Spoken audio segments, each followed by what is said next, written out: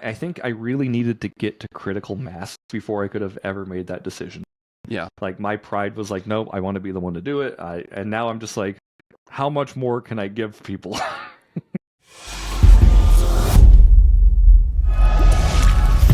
You're checking out the Investor Shed podcast with Nick Beveridge and Jeremy Kitchen. They're on the path to financial freedom, and they're taking their community with them. Stay tuned for the best free real estate investing advice on the internet.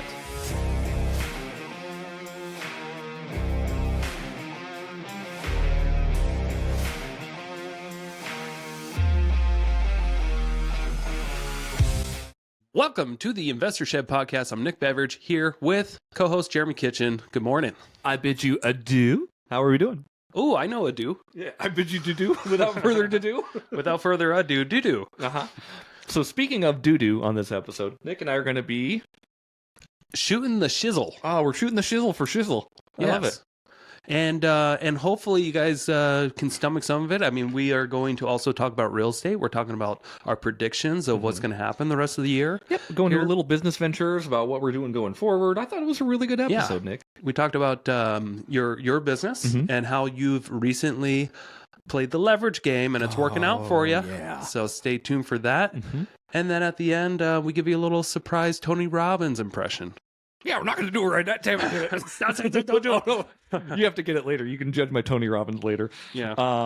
But yeah, this is a great episode, Nick. But for any great episode, of course, people need to be indulging in the finest meals in the land. What do you recommend people have for their cuisine today? I would say banana burgers. Banana burgers. Is that a thing? Yeah, it could be. Okay. I know you chop up bananas, you put it in a bun, you ketchup and mustard and all that stuff. You eat banana burgers. Okay, so everyone's doing it. Hold on. So what you're talking about is taking an actual banana and making it your meat patty. Yes. Oh, let's go try this. Okay, stores. Let's open stores. 2 locations: Post Falls and Coeur d'Alene. Banana burgers, and that's all we serve. You could put peanut butter on a burger, and I think that's fantastic. But instead of having a meat burger and just smushing bananas. Fascinating. And then we can have burger shakes. I love it. And where it's like like meat in the shakes. There's already bacon shakes, but yeah, hamburger It's shake? the opposite restaurant. It's fun. Yeah. Come check us out. We're going to be open in 2025. Yep. Bananaburgers.com. All right, check out the episode. Thanks, everybody. Bye. I just spent the entire weekend moving my mom's stuff. And 2 full days with a 26-foot truck from U-Haul. And we got through about 1/4 of her shit. Yeah, wowie. Next time, hire professional movers. Why? Why do I have to pay for it? You don't have to pay for anything. But what we do have to pay for today is shooting the shit. Oh, okay. Yeah. Transition real quick. Yeah, we're just transitioning right into it. You don't want to get into just shooting the shit. You want to talk about it first. No, you got to let people know you're going to be shooting the shit before you just go shooting the shit all willy-nilly, Dig. I'm so inexperienced at shooting the shit, I don't even know what to do with myself. Look, if I was going to go and I was going to hang out with you, I'm going to say, Nick, we're going to shoot the shit today. You have to preface to people that they're going to just be shooting the shit. We're going to be talking about investing. We're going to be talking about all sorts of business goals. Just bringing people value like we always do. So, Jeremy, how was your weekend? Man, the weekend was pretty great. Changes happening with Ginger Snap. I'll go into those in a little bit. But I was doing all my video work on Saturday, so I got all that all done. Hanging out with my family and my new baby. What kind of video work? Video work for clients. Oh, duh. Like listings? Yeah, listing video and stuff. So does that take longer than photos? It can. Okay. Yeah. Do you use AI tools or anything like that when you do your video edits? No. No? No, I should. Okay. Are there programs out there that can help you streamline that? That's a good question. I don't know. But I did hire an editor for photos. Right, because you found that on Ask Jeeves? AskJeeves.org.edu. Right? Yes. That's where you found the editor? I went to Yahoo search engine is what I did. Oh, good. And I said, what's the website where you can ask people things? And the guy's name is Jeeves, and it said, Ask Jeeves. And I'm like, oh, duh. So then I went to Google and I typed in Ask Jeeves. Right, that's what I would have done. Yeah, but then I first cross-referenced it on Bing just to make sure it was a valid website because I don't want to not use a valid website. Finally, we get to Ask Jeeves. Yeah, and Bing's the shit, by the way. Bing's great. Yeah. You get reward points, and you can get free Xbox games just by like searching on Bing. Yeah. I never personally search on Bing, but ChatGPT does for me. Okay. I always see it's like searching Bing. We're just going to search Bing. It's all the same thing, ladies and gentlemen. Anyway, going to that, so I asked Jeeves, and I found a virtual photo editor, so now I send out all of my photos via Ask Jeeves, which I absolutely don't do. Yeah. We should talk about this, though, because what you've recently done, you've been getting a lot more busy as a real estate photographer, and you've finally hired somebody to help you offload some of that work because you have been getting a lot busier. Spring is here. And before, when you would, what's your average session cost with like $300 or something like that for that's a pretty good an average, agent? Because they usually get more than just photos these days, right? There's drone photos, videos, agent narration, walkthrough. There's a bunch of stuff that agents do, but I would say $300 is a pretty solid average. Now, I remember when we first started that business together, the editing part took the longest. Yes. And it was, God, what did it take? Like 3-4 hours sometimes to edit photos? And eventually you got quicker and better at it. But there's a preface to that, obviously. Like, it took 3 or 4 hours because we were inexperienced. Right. And we just started a business like, hey, figure this out. Yeah. That's what we did.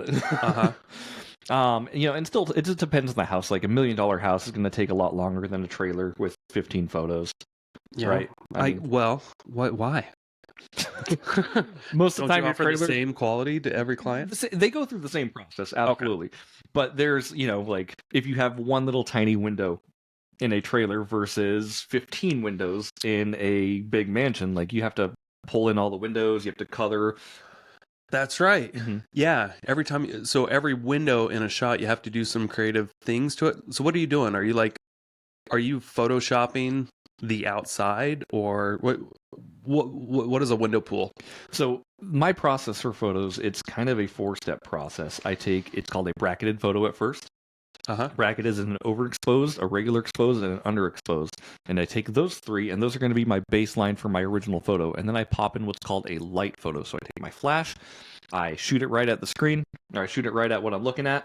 And I, move it around to make sure I'm getting all my shadows. You have a physical big flash with you, right? Yep. Yeah. Like a big old light that I carry with me that clicks when I push the trigger. And that allows me I've set my exposures right so I can see the outside, and it allows me to balance my color easier because everything's going to be balanced off of the color coming from my flash rather than the shitty colors coming from your house.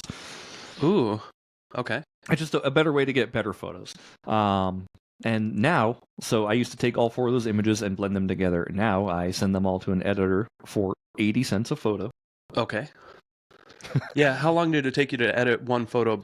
You can get really good at it. Like, I can do a photo in a minute and a half. Okay. If I'm like really on the ball. A minute and a half. And then how many photos are an average session? 30 to 40. 30 to 40. Okay. So, I mean, so you're still 2 hours maybe.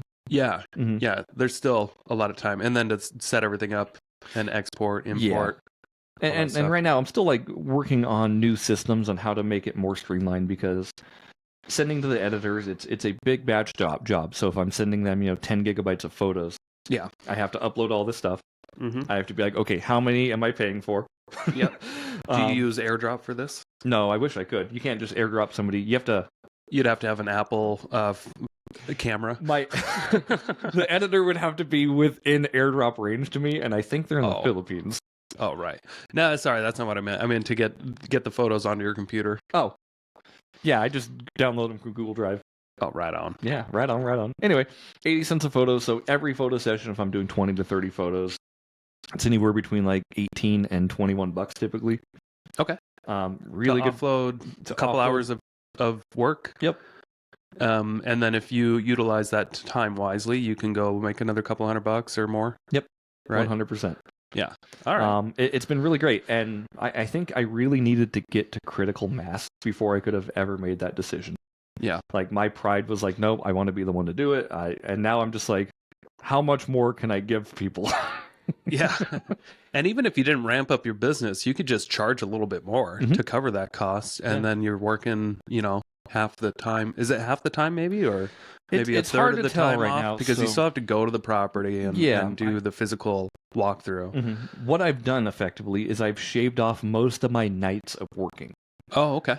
Right. So like Getting when your I nights get back, back. when I get back, you know, at 4:30, 5:30 p.m., I can just upload this stuff and send it to the editors. They'll have it back to me in 12 hours, which is fantastic. Yeah. And there's not a lot of coaching needed. Not a lot of coaching needing. These people do this for a living. They do hundreds of shoots. What country do you think this guy is? They're in Vietnam, I believe. Oh, there's multiple people. Oh yeah, it's just like it's a platform where you can pick your editor. It's a company or something. Okay. There's 100 companies on that do anything different from video editing to photo editing to Flambient, which is the process I use. It's just there's a lot of different people that offer a lot of different products at a lot of different prices. Okay. So you find somebody that works well for you and your time frame, and then you just go. Like I have my 1 or 2 that I've been using consistently because they've been doing really good work. Okay. Cool. Yeah. Exciting then. It is very exciting, and I can offer new products to my clients that I'm not very good at. Like I can do virtual staging now.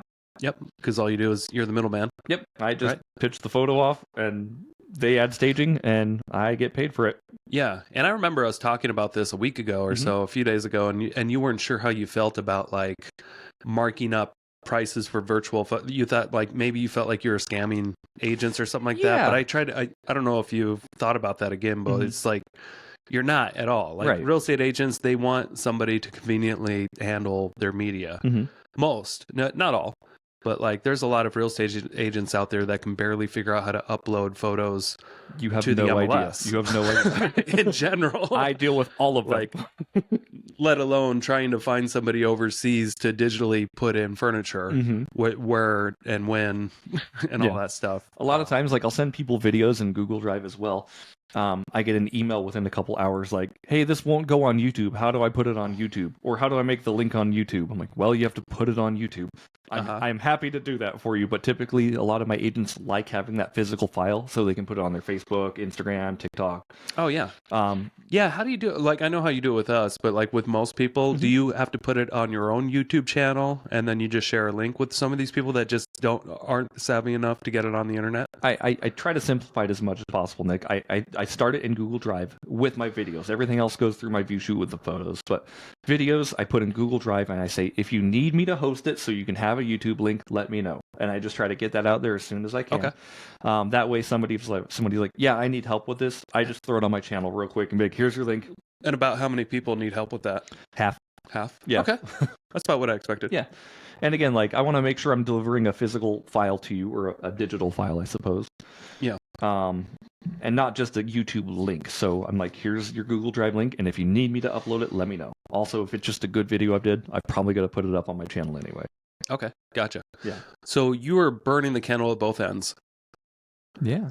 I heard you say something earlier though that kind of tweaked my ear a little bit because I've gone through this, leveraging, bringing on more people to help with easing things up. What I wish I would have done though is like maybe not taking on too much more work. Right.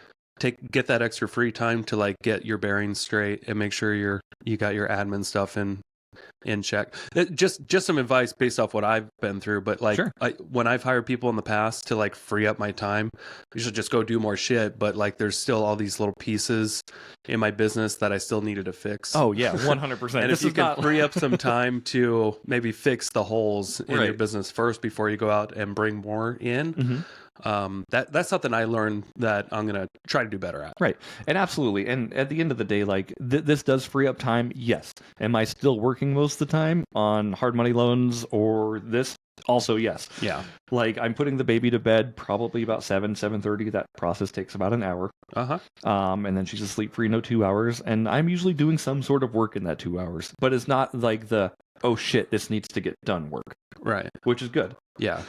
You're putting the oh shit work on professionals on the internet. Yep. Yeah, that's cool. Yeah. Now, can you get them to? Do they just send it back to you, or can you do an easy thing where you can tell them or instruct them to put it in a certain place? That way, like the client automatically gets. I'd rather notified, or do you always want to review their work first? I want to review their work first because I do have a standard that I like to upkeep with my photography. Okay, so that's good. Yeah, a lot of times what happens is like, I put these photos into the drive lately at about 3-4 p.m. They come back before 3 or 4 in the morning. So 7 o'clock in the morning I wake up, I download all my photos that have been delivered overnight. A lot of times they just need like little minor tweaks. Okay. Like I do a little bit of brightness, a little bit of shadow increases, and then I fix like the TVs. I put TV images on TVs, so it shows, if I'm shooting a house in Post Falls, I have an image of Post Falls that I put on the TV. Yeah. I can outsource that to these people too, but they don't know which house goes to what and where. So Yep. I try to keep that as simple as possible. That process only takes a couple minutes. So To tweak photos? Yeah. Okay. So Yeah. you go through it, you scan through each one, Mhm. and then you put images in the TVs and stuff. Only a few minutes though? yeah, honestly, like I do, because their editing is really consistent. I've seen. Yeah.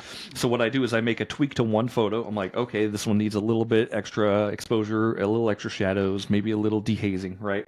I copy that edit and then I paste it on all the edits that they presented, Uh-huh. and it looks fantastic. Oh, great. I'm like, great, and then I go through, I put it back into Photoshop, put my TVs in there, export it, and upload it. All right. Right It's on. great. So things are going well. I remember things slowed down a little bit during the winter, like with everybody. Nah, sure.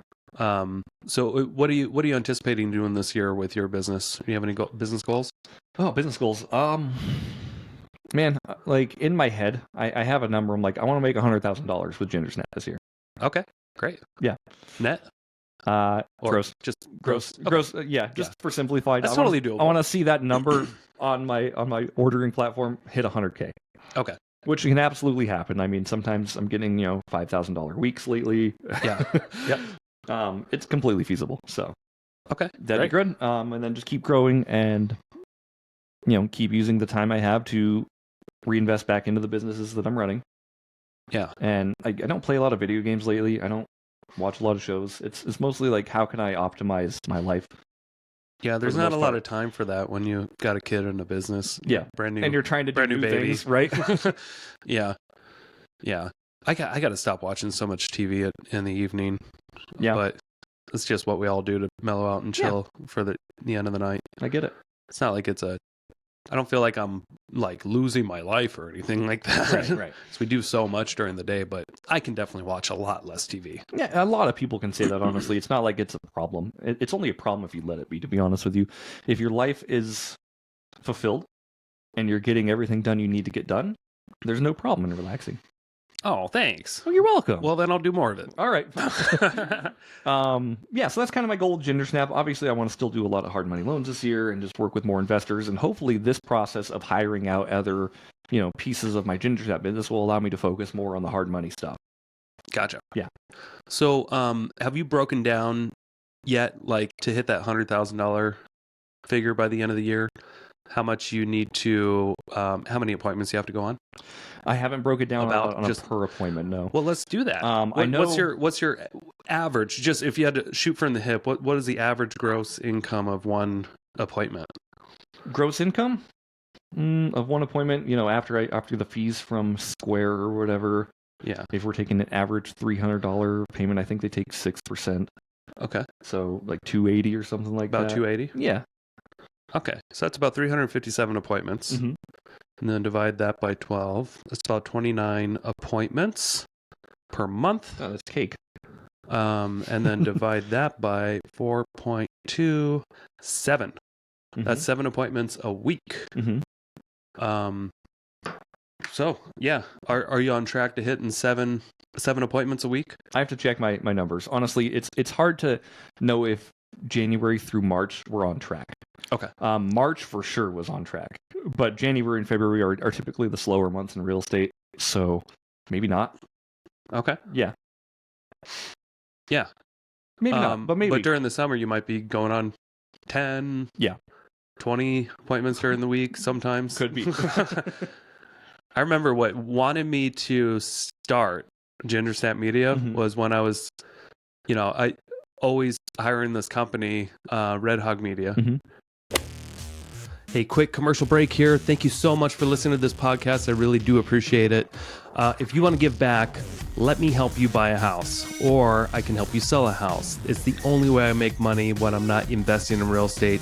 I don't make money on this podcast or the events I do, but I do make money only when I help people buy and sell houses. So if you're looking for your next investment and you're here in North Idaho, I want to help you personally. If you are not in North Idaho, I can still help you out. I have a vast network of referral partners all across the country in Keller Williams Realty, and I can find the right real estate investor savvy agent for you so you don't have to. It doesn't cost you a thing. Thank you for your support. Back to the show.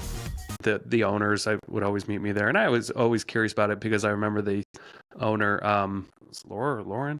I can't remember. Anyway, really nice lady. Yeah. She used to work in our office, and then she started doing this, and I'm like, oh, cool. Was she an agent? No, she was an agent coordinator. Okay, gotcha. And then her husband worked at one of the title companies. Okay. But I remember she seemed to be one of the only like consistent real estate photographers when she decided to quit and do her own thing. And photos looked amazing, and she was only at first charging like $100 a session. It was a different time back then. Yeah, and then eventually she charged like $150 and that kind of stuff, which was still totally worth it. Yeah. But I remember before I brought the idea to you, she told me that they were, they had a couple employees and they were going at about 10 appointments a day. Wow. And I was like, wow, that's a lot. And I started doing the math. And I'm like, you guys are making like $30,000 a month? Yeah. Like, holy crap. And it only took you like 2-3 years to get there. I'm like, I want to build something like that. Yeah. And that's what I was thinking in my head, something like that. And then they moved to Arizona. Yep. And then they still kept they still got had a business couple up of here for sure. employees. And I remember the quality went down quite a bit. And I was like, this could be a good opportunity because real estate was picking up like crazy. And I remember at the time, more and more real estate agents started hiring out the photography because just a couple of years prior to that, almost everybody was using their cell phones for photos. But like you had to try to always stand out. Like professional photography always looked way better on a listing. But it was so common just a few years ago for people not to get professional photography and people to just use their cell phones. Yeah. Because there are still agents that still do that, which drives me mental. But these, I mean, we're talking, $200, $300, $400, $500,000 properties that people are using their cell phones to get photos. Right. And I felt like they can do sellers so much of a better justice. Just like, got to make it look great online. And that's what brings in the buyers. Yep. So anyway, I just thought, hey, maybe Jeremy can help me start a new business because I didn't want the quality to go to shit. Right. Just because the owners moved out of town. And I'm like, I remember $30,000 a month. They built that in a couple of years. Sure. A lot harder than I thought. It's weird that when you was don't their have a only network and you haven't ever done this before. Yeah. What I learned though about business, sorry to cut you off, is that the reason why they got to $30,000 a month in my head, I don't know if they ever did, but 10 appointments a day, do the math. Right. It was $30,000 a month, if that was true. I think the reason they got there was because that was their one thing. Right. They didn't have 10 other businesses that they were trying to run. Right. I think that's like reflecting back. I'm like, no wonder it didn't go well. I mean, it went well enough. And I would say like it did not go well. But it didn't bring in massive profits. Probably because that wasn't my one thing. We also weren't systematized in the beginning. No, we tried. We tried to copy their systems from what we can see, but there was a lot more involved. Right. There's a lot more involved to this. Like we talked about it on the last episode. Like taking the photo is like 4 to 5% of my job. Yeah. Yeah, I remember you saying that. Yeah. Like being honest, like I'm at a photo shoot for 20 to 40 minutes tops for the most part, unless I'm doing video. But it's 20 to 30 minutes just to shoot a house. Yeah. And that's what I thought was how quickly things were getting done when I wanted to start this business. Because I remember they would come in, they would take 15 minutes to shoot a house and they'd be out of there. Yeah. Be like, of course you can fit 10 of these in a day. Yeah, you can stockpile these. I didn't realize that there's still another 80% of work that had to be done. Yes. Which I didn't realize they were probably up till midnight every night. Just editing photos because they were doing everything in-house. Or they did were they doing it all in-house? I don't know. Okay. They could have been hired. Yes, they were, because I remember interviewing one of the ladies that worked for them, and they were spending a half hour to a couple hours editing stuff. They did it all in-house. That's what she told me, and this was years ago. Sure. Could be. I could be wrong. Should have been the liar, liar, pants on fire. I mean, this was 5 years ago. Right. So who knows? Yeah. And whether you're in-house or not, I don't think it really matters. I think what matters is the level of service you're providing. Yeah. And again, me outsourcing a little piece of my work allows me to honestly be more effective in most places in my business. Yeah. Yeah. So I'm better at communicating when I'm not like, oh shit, if I answer this phone call, it's going to ruin my flow. I've got 200 photos to edit a night. Yeah. Plus videos. Like, I'm like, well, that call's just got to go. Totally. Yeah. I've got deadlines I've got to hit, but it's all good. Yeah. So go ahead. No, go ahead. Oh, I was going to say, so let's talk about your business. I know, like, with my change with Ginger Snap, I think that's really cool, and we're just obviously shooting the shit today. We're shooting the shit. We're shooting the shit. We have no hard topics today. Yeah. Thank you all for joining us, by the way. We really appreciate you being here. What's been going new with you, Nick? What's the new gossip in your life? The new gossip. Well, I mean, I've had more challenges. Mm-hmm. But I felt like I've built up a thick enough skin where it doesn't really faze me anymore. Yeah. I've had 3 lingering projects that should have closed a while ago. Mm-hmm. I'm still bleeding myself dry every month, racking up $15,000 on a credit card every month. Yikes.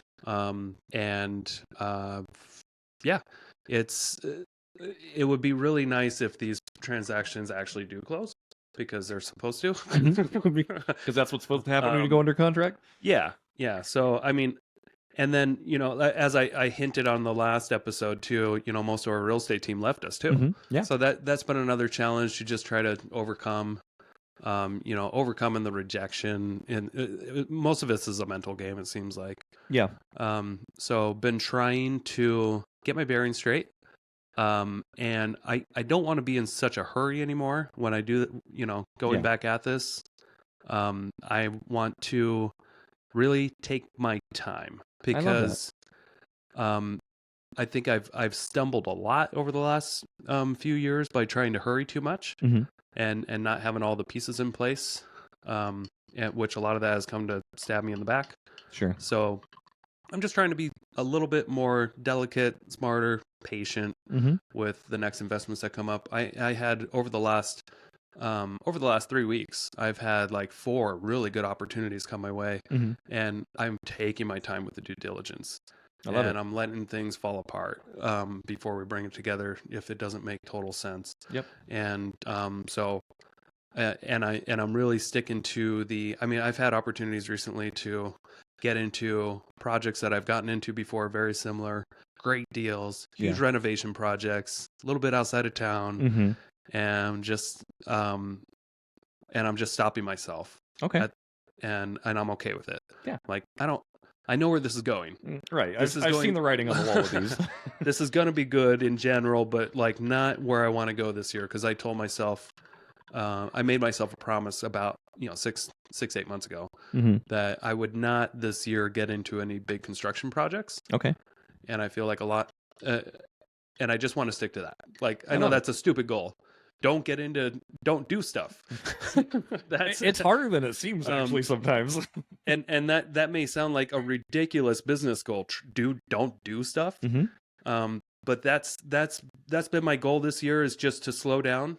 Okay. And get paperwork done right. Mm-hmm. Get everything that I've been pushing to the side for years straightened out, mm-hmm. with taxes and paperwork in my office, right? Yeah. Our business, our real estate sales business, we're plugging in things that we should have years ago, like using Eventbrite and things like this. And like now we're actually using Google Ads, mm-hmm.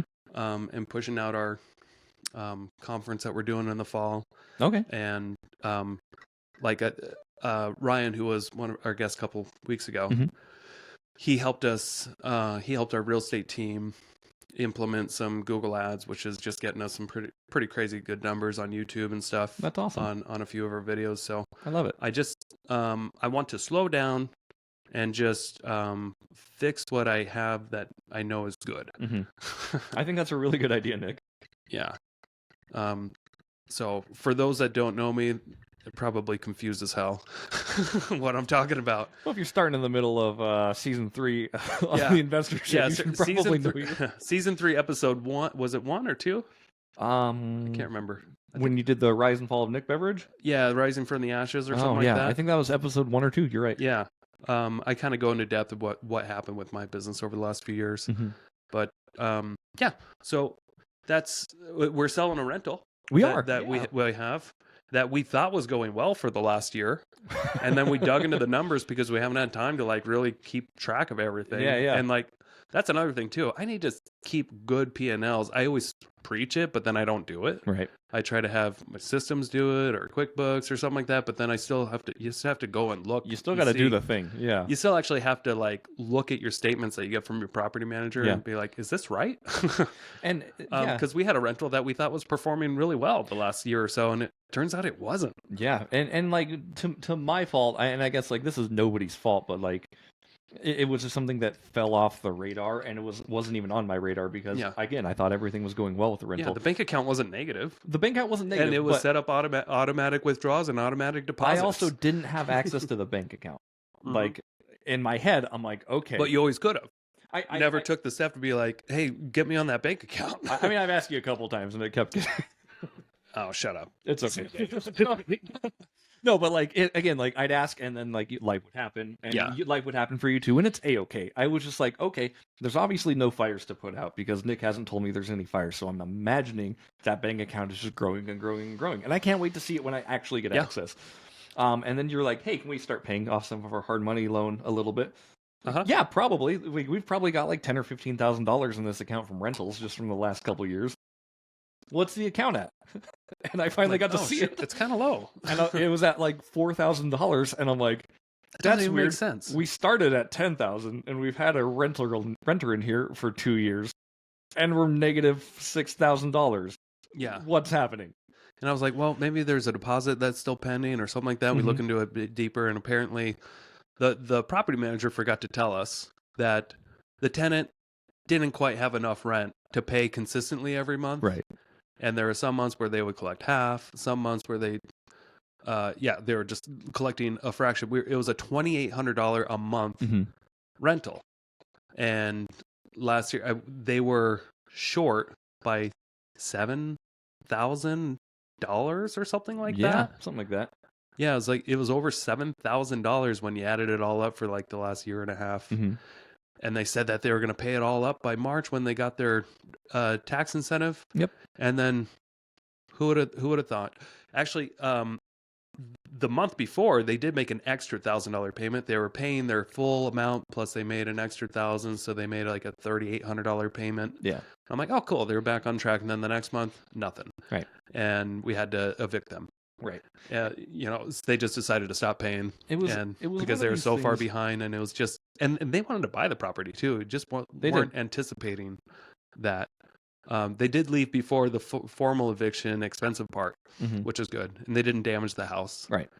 But we just decided together, we're like, probably a good time to sell. Yeah. Honestly, like we talked about, it was the best worst case scenario for that house. Yeah. Like it take into account if the property manager would have told us that the money wasn't coming in consistently, and if he would have told us on time, would we still have let these people live there in a rental?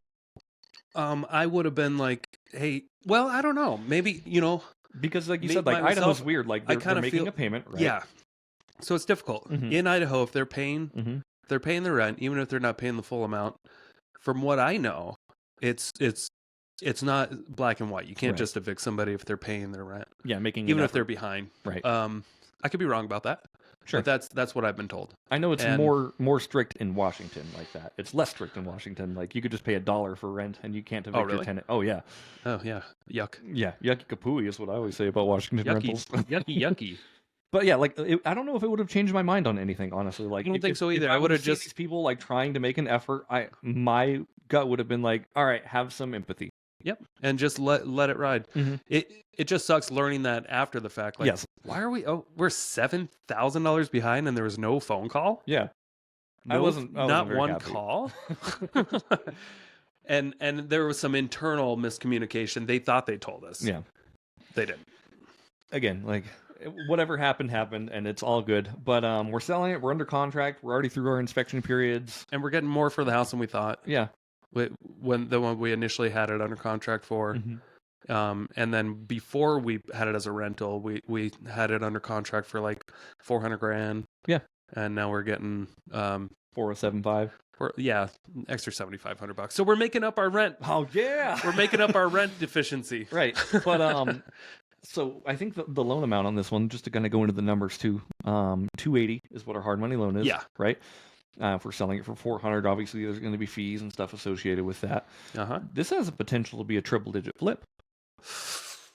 It has that potential. Mm-hmm. Well, I mean, the amount of money that we'll get from it. But remember, we had some cash into this with the rehab. Yeah. We bought it for $215-ish, and then we put 150 into it. Yeah, somewhere around there. And now we're selling it for $407. You guys do the math. Yeah, we're not going to. At least we're going to get paid back. They're like, wait, you're giving us a $30,000 spread to work with here. What are you talking about? Yeah, we're not going to do the math. We'll do the math eventually. See, and that's part of what I mean by like, I need to just slow down and actually go through all the paperwork and make sure I know things better. Yeah. And I'll make more informed, better decisions. Right. When I can just slow down and have a really good idea of where I am. Yeah. Because I don't even know where I am half the time. Right. I couldn't tell you where you're at either. There's so many balls in the air, and I'm just letting them. I'm catching the balls and I'm putting them on the shelves. Yeah. That's what I'm doing. I love it. And that's okay. Like you said, like what you're doing this year is you're learning patience and you're slowing down. I think it's an incredible skill to have, Nick.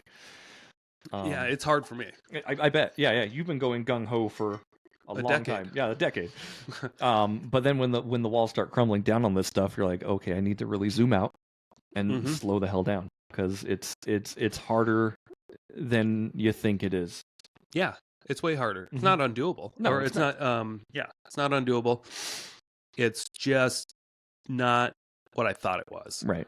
Like being at a level where you have, 20-something people working for you, and you have a net worth of, you don't even know, but it was somewhere. I mean, I remember at the peak, I think I had a net worth of like $4 million. Yeah. And I thought, man, this is awesome. I had all these people working for me. I had this huge cushion. Everything's getting done. This safety net that was tied up in real estate that fluctuates in price. Weird. Yeah, exactly.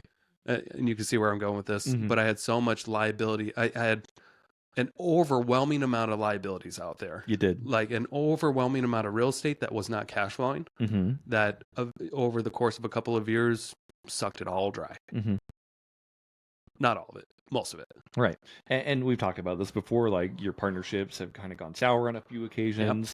But just like going forward, like if and when you're looking for your next deal, Nick, what are you looking for? Because I know you said you're letting some stuff, you're doing some due diligence right now, and you're kind of letting some balls drop that aren't really speaking to you. Yeah. What I'm looking for is something that requires very little to no construction. Okay. And I'd be a fucking idiot not to purchase it. Yeah. That's about it. Okay. So that's my criteria lately, and I've seen some deals like that, and I've moved on them, and they've fallen apart, and it's just, it's what everybody, I guess, wants, and they're not deals that are advertised. Like I have to really work at these. Yeah, you have to actually go find this stuff. Yeah, have to find this stuff or attract it in some ways. We have, we don't have to get in depth on this episode, Sure. but we've found that over time we've grown this business that actually attracts leads like that. Yeah. And it's kind of cool to see it play out. Yeah. Very cool. Yeah. So real estate goals for you. What do you want to do real estate wise? Man, real estate, I had this idea of getting another rental this year. But I'm kind of with you, Nick, where we'll see what happens once our rental closes and how much money actually gets deposited back into our banks before I can make a full decision on where I need to go next. Yeah. But I'm with you. I'm like, I want to make smart business decisions. Not just any decision. Not just whatever to be comes in across. the game. Yeah. Because that's what, we've done a lot of that. Just like, hey, if it gets us in the game, if it keeps us in the game, we're playing. Right. Yeah, exactly. But we want to be very selective about what game we're playing. Absolutely. And just building up the cash reserves, honestly, putting money away to where it needs to go. And I know we talk about saving versus leveraging, but like my goal is to save to leverage better. Like to be in a position to better leverage myself. Okay. But having that capital or the people in my network to do that before I swing. Yeah. We got that self-directed IRA book. Got one in the mail. I didn't know I was going to get a book in the mail. Yeah. Did you know I was going to get a book? I signed you up for that. Yeah. Oh, was it a free book or? It was a free book. How do we get a free book? Because you referred me to a company. Yeah. As a So lead. it says right there if you sign up, you can send people free books too. Oh, nice. Yeah. Matt loves giving out his books. Matt Sorensen at Directed IRA, like it's the #1 directed IRA book. There's not a lot of them. There's not a whole lot. There's like but 5 books book. on the subject, but this is definitely the #1 book. I have actually read it. I just finished reading it. Fascinating stuff, by the way, that you can do with an IRA. Matt Sorensen, and since we're on the topic, you go ahead. Okay. I'm gonna pull up the episode so people can reference. Okay, it. perfect. So yeah, we sent you a free book because you were talking to me about using your wife's 401k. Yep. She has a 401k that's just with some company that probably invests in stocks and mutual funds. But Matt Sorensen with Directed IRA and other companies too, but he allows you to do a thing called self-directing your IRA or 401k, which means real estate, precious metals, businesses, anything that you want that's not life insurance or collectibles, you can invest in. Yeah, and he keeps popping up on my YouTube, and I watched a video this morning. Okay. That he put out there. He said Biden's changing some law to where you potentially high income earners can't convert their traditional Roths. Okay. Or traditional IRAs to Roth IRAs. Mm-hmm. So it's something that may come about here soon. Sure. Anyway, that legislation has came up multiple times in the last few years, by the way, okay. and it usually gets squashed down. Obviously, it's a way for him to get leads. I don't know if it's a way for him to get leads. I think honestly, like legislation tries to put a cap and a squash to this stuff, but there's just no reason to it. Yeah. And what Nick's talk about is you do what's called it's like a mega backdoor Roth, where you take your 401k and you convert it all from traditional to a Roth IRA. You can do that, but you still pay taxes on all that. You pay taxes on the seed, not the harvest. Yeah. Does that make sense? Yeah. But if you have $100,000 traditional IRA that hasn't ever been taxed yet, you move it over to a Roth IRA, you could be liable for like $35,000 in taxes. You're absolutely year one. Right. Yes. But then the rest of that money, it will grow tax-free. Tax-free, not tax-deferred, correct. Not only grow tax-free, when you pull it out, it's all tax-free. Yes. Because that's kind of cool. Yeah. And that's exactly why I started my Roth. And this is a very small piece of the puzzle that I'm doing, but I'm contributing my $7,000 a year. And I'm just letting that thing grow.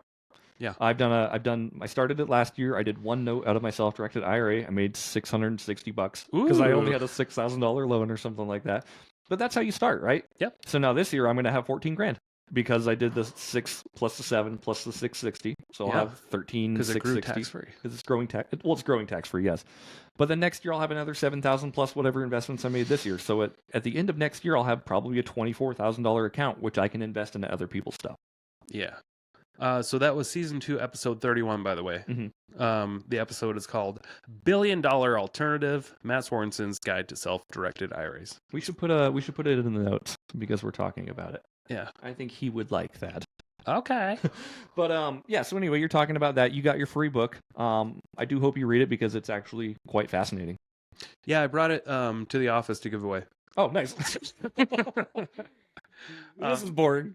No, like as a giveaway for, I don't think anyone's picked it yet. Anyway. For your meetings? For our meetings. Just have a third book alternative. I've got some books. If you need a couple, I have a few extras that you can give away in your meetings too.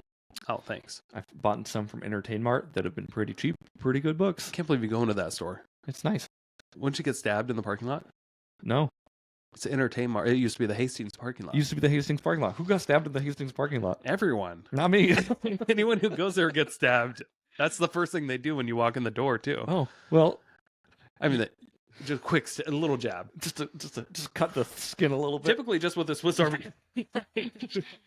They give you a little jab of this. It's not going to kill you. It's not going to kill you. It's just going to hurt. My weight. Yeah. Yeah, because, it's... After they stab you, they go, "Hi, welcome in." Welcome to the old Hastings. Or Entertain Mart, where we're going to stab you in the chest for just a sec. So kind of going forward on that, like, are you? Have they contacted you, by the way? I don't think so. No? Maybe they... yeah, I don't think so. Okay. But, again, when I was in Europe, 2 weeks... all calls, all text messages. Nothing happened. Okay, got it. Lost them all. So there could have been a lot of people trying to get a hold of me. Maybe I can follow up and I want that $50 in my account, Nick. Oh, okay. I want that 50. That's what they give you, $50. Yeah, if I refer somebody else, And then I sign up, and then I start an account. you start an account. I get a $50 either Amazon gift card or $50 into my account, which I'd prefer $50 into my account. Right. Or $50 on Amazon. We'll I can buy more nose strips. Yeah, dude, $50. You can buy like, 30 times 5? Yeah, I could live like a king for nose strips. Is it $10 for 30? A 30 pack? Yeah, mine was 9 something for 26, but there's also $15 get you 44. That's a better deal. That's a lot of nose strips. That's a lot of breathing right. A lot of breathing right. Ding! Today I'm not breathing right because I'm not wearing my Alex Hormozy nose strip. Breathe right. We really messed up shooting the shit today. Damn it. But yeah, so if you start one of those, the cool thing about this, like, I just want to say real quickly on directed IRAs, because we are hypothetically just shooting the shit right now. We're just shooting the shit. It says so on the board. You can start an LLC with your 401k. So inside your 401k, it can own an LLC. In my IRA, I can own an LLC. We can joint venture out of those things. Okay. Or we can just do a multi-member LLC and make one together. Like there's plenty that we can do with it, and you can partner with so many people out of your IRA. It's all got to be pro rata or pro forma, I think is what it's called. Pro forma. Yeah, I know that. I mean, that's like predicting potential income.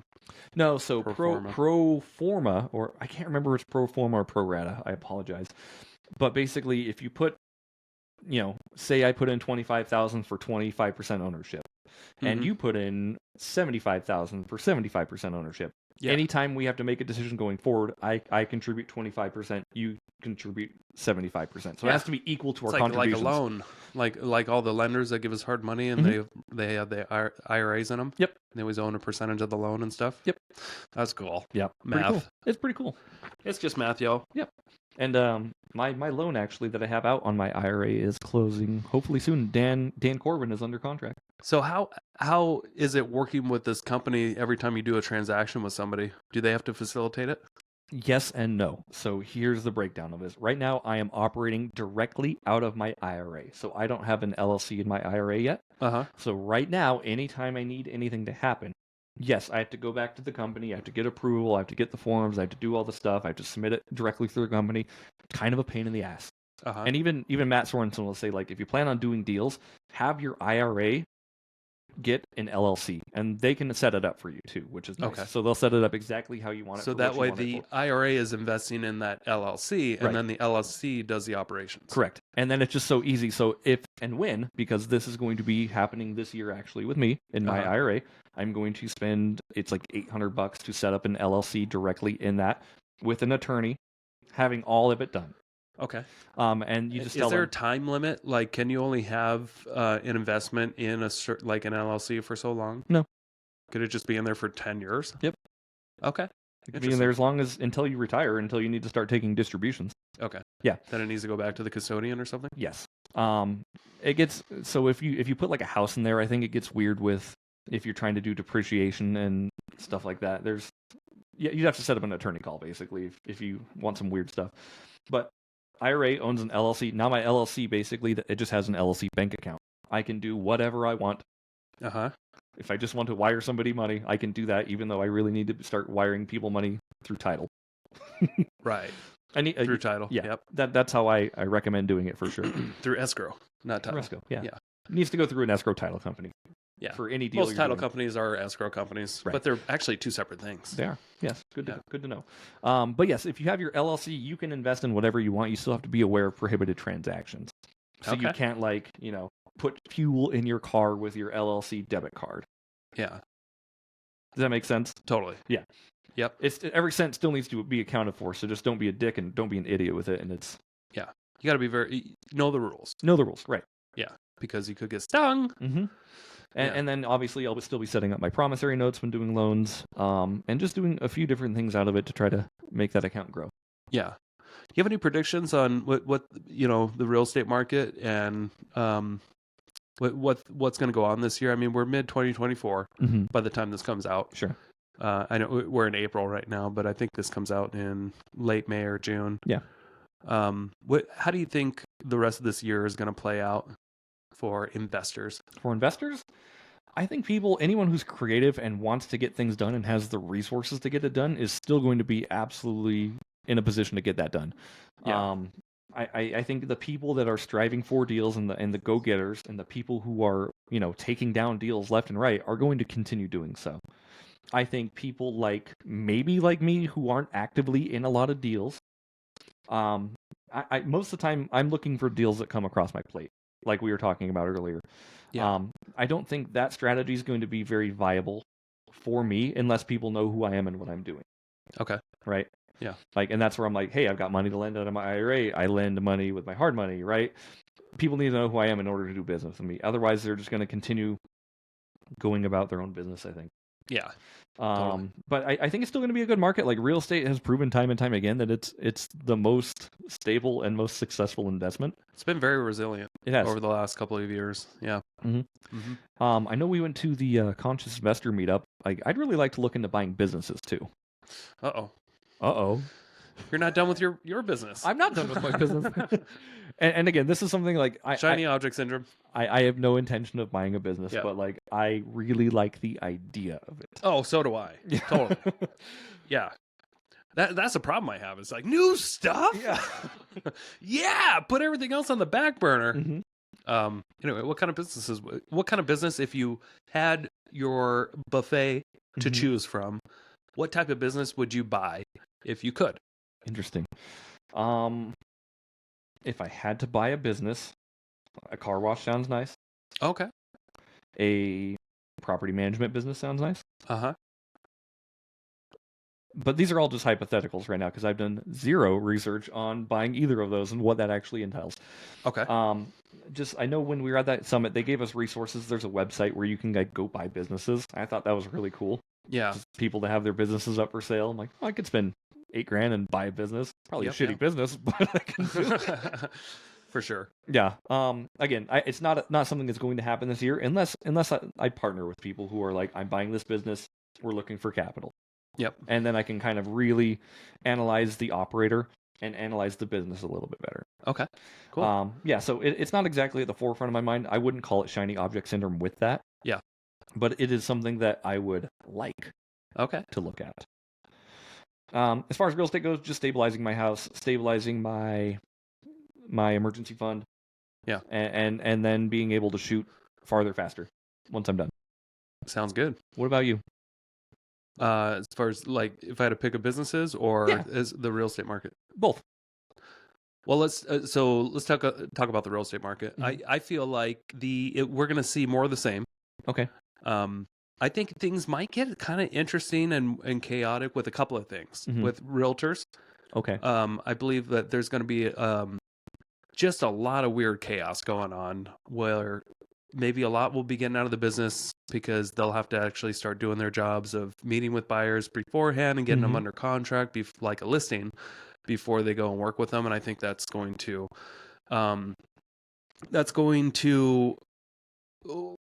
weight off a lot of buyers and agents from doing that altogether. Yeah. I think buyers are going to be totally turned off by having to meet up with an agent first before they go look at a house and sign a contract. They don't like that. Right. And agents too. They don't like meeting with the buyer at the office and signing them up first. And I'm saying the agents that are good at their jobs, they like that. They know it works. That's what they should be doing. They know how to go through that process, but most don't. Right. I think that's going to be scary for a lot. And we're just going to see some chaotic stuff when it comes to showing homes. I think we're going to, it's going to be interesting to see. Yeah, I agree. And then with the investment market, I think it's going to be more of the same as far as interest rates aren't going to drop much.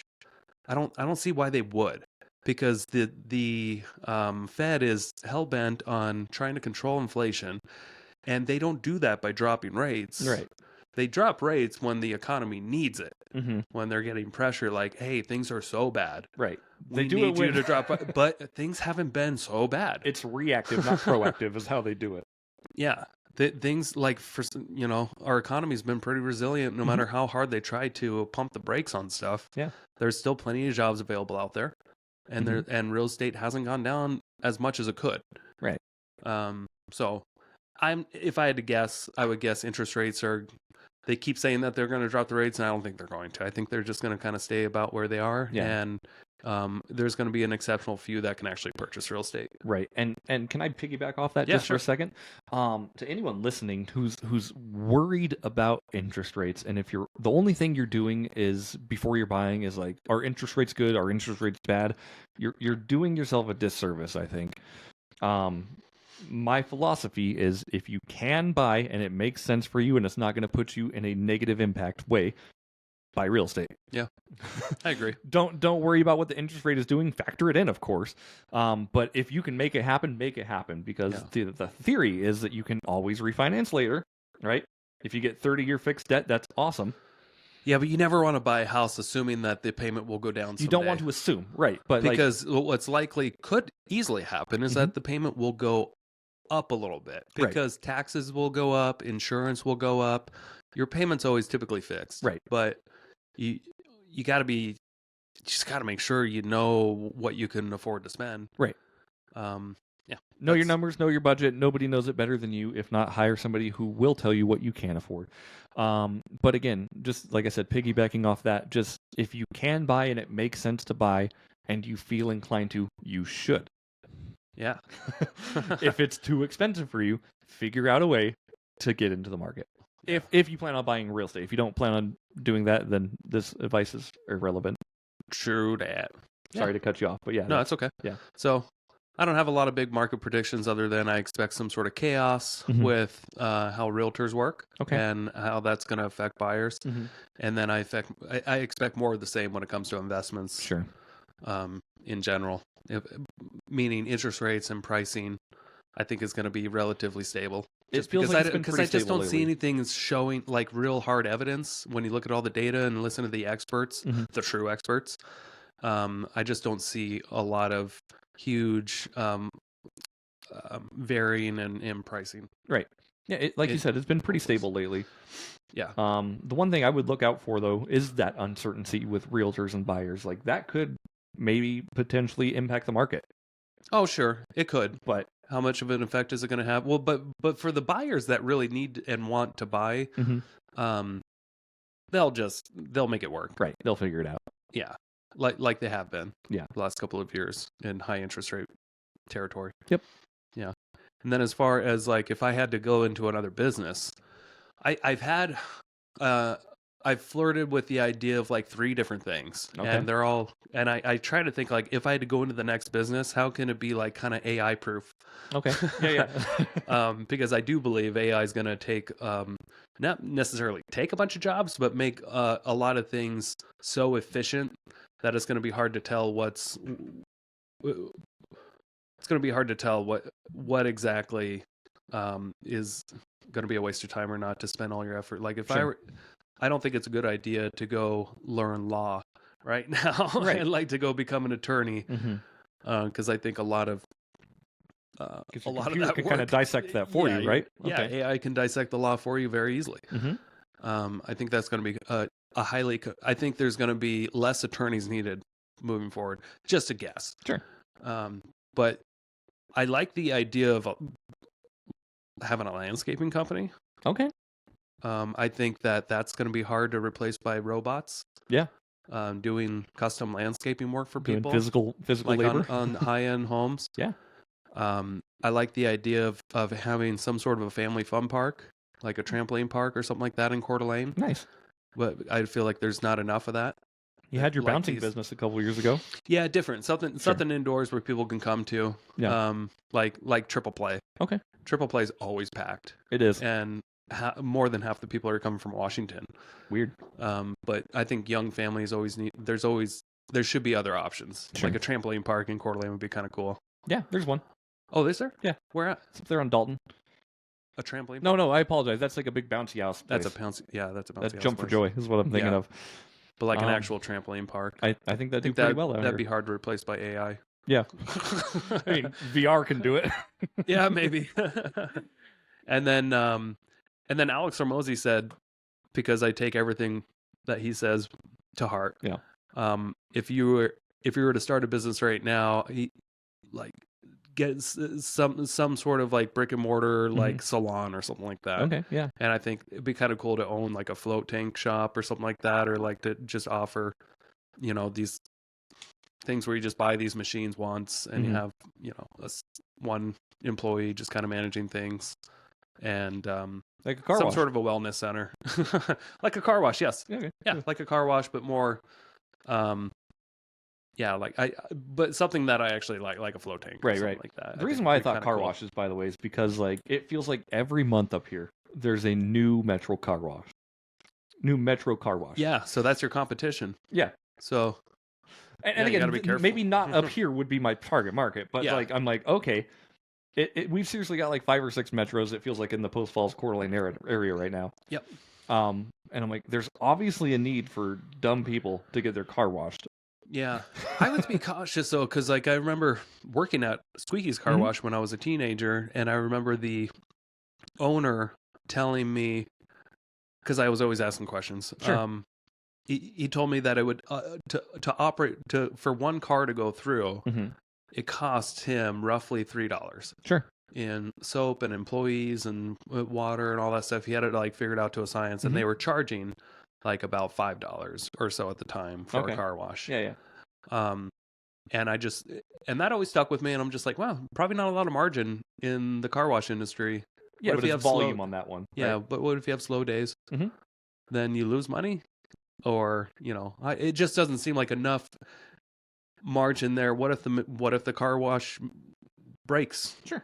And then you have to replace $100,000 piece of equipment. I mean, that just seems. I get where you're coming more risky for me. Yeah. I would rather have the big piece of instead of relying on this $100,000 piece of equipment or $200,000 piece of equipment. Maybe more relying on a $3,000 piece of equipment and having the same kind of margins. I get what you're saying there like for that. Sure. Just your questions on the scale though. Like, what if this machine breaks? Like in real estate, things break all the time. Like, what if this stuff breaks? You just fix it and move on. Yeah. But it's like there's so many businesses that operate on such a low margin. Yeah. Like restaurants and stuff, they usually like make 1%. Wow.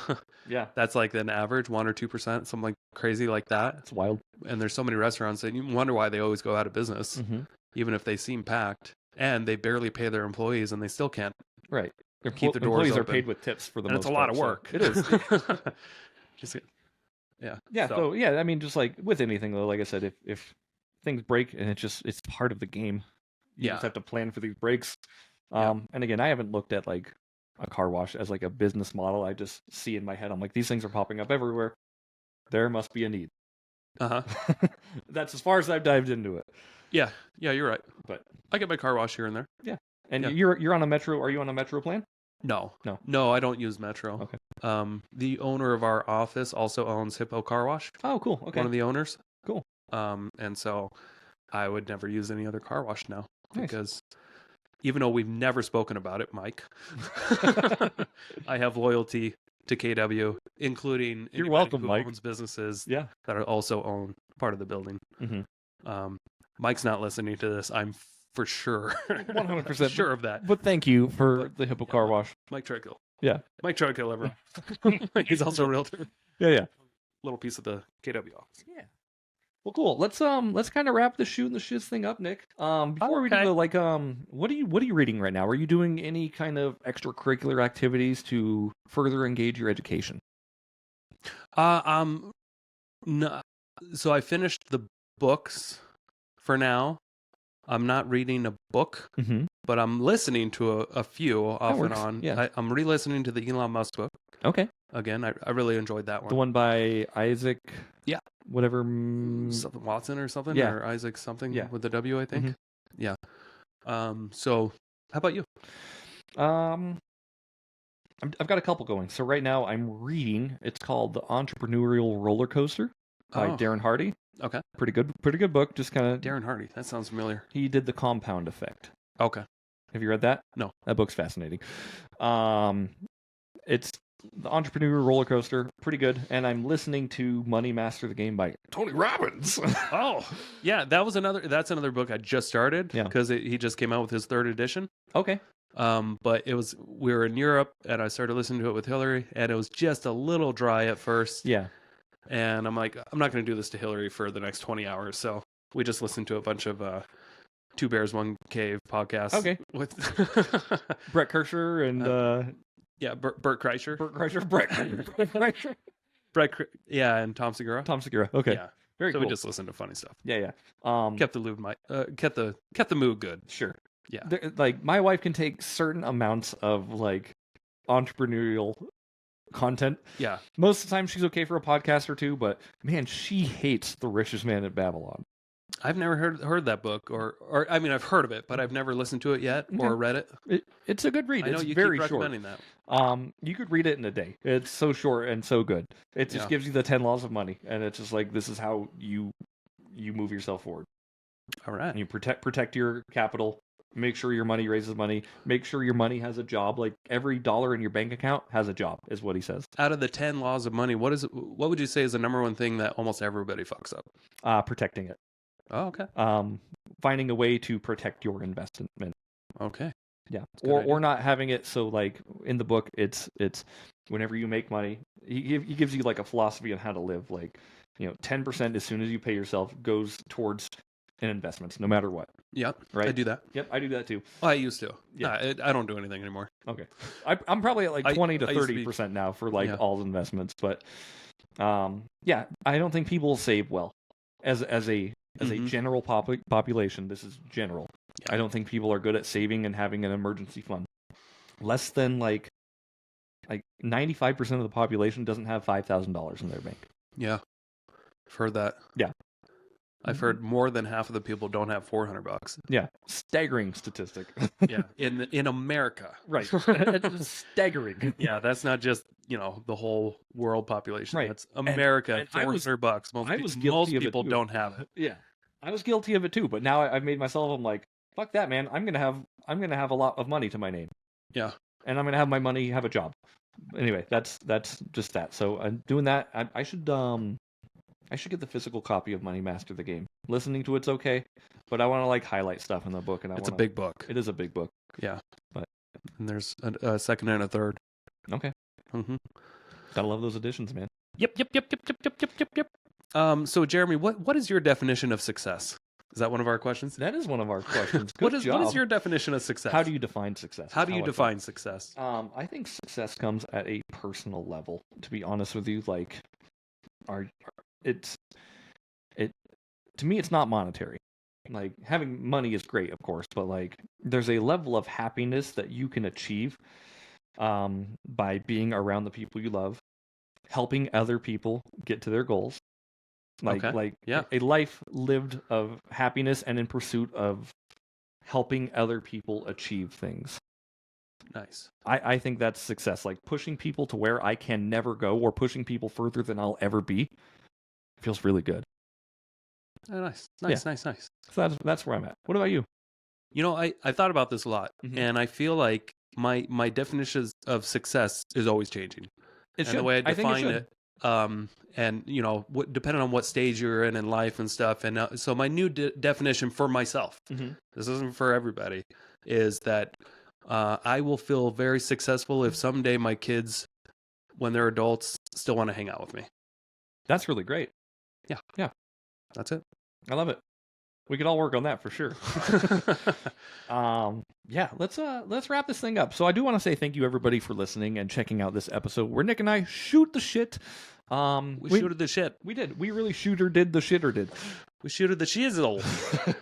If you enjoyed this episode or you found it helpful to you, please, as always, leave us a 5-star review on Apple Podcasts or Spotify. Go on YouTube, the Investor Shed Podcast, and leave us nice little comments. We're getting a lot of comments, a lot of traction on our YouTube lately, actually.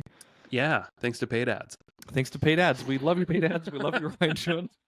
And we will see you next week with more investing podcasting. Yeah, we might have a guest next week. We probably she canceled today, so maybe she'll be in next week. Who knows? Maybe. Or she'll cancel another week. And then it'll just be us again.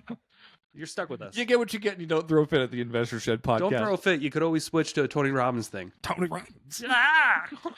Looking for red. All right. Bye, guys. Bye.